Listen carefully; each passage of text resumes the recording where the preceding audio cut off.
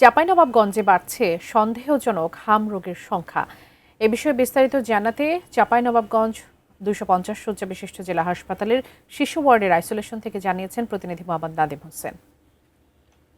দাঁড়িয়েছি চাঁপাইনবাবগঞ্জ 250 শয্যা বিশিষ্ট জেলা হাসপাতালের শিশু ওয়ার্ডের আইসোলেশন ওয়ার্ডের ভিতরে। আপনাকে আজকের পরিসংখ্যান অনুযায়ী গত 24 ঘন্টায় হাসপাতালে নতুন করে ভর্তি হয়েছেন 32 জন রোগী। এর আগে হাসপাতালে চিকিৎসাধীন রোগীর সংখ্যা ছিল 64 জন। আজ ছাড়পত্র দেওয়া হয়েছে মোট 14 জনকে এবং উন্নত চিকিৎসার জন্য রেফার করা হয়েছে 2 জন শিশুকে।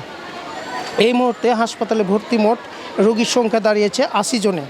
যদিও আমরা চলতি বছরের 1 জানুয়ারি থেকে আজকের পরিসংখ্যান বিশ্লেষণ করি, তবে দেখা যাচ্ছে এই বছরের শুরু থেকে আজ অবধি মোট 778 জন রোগী ভর্তি হয়েছেন হাম উপসর্গ নিয়ে।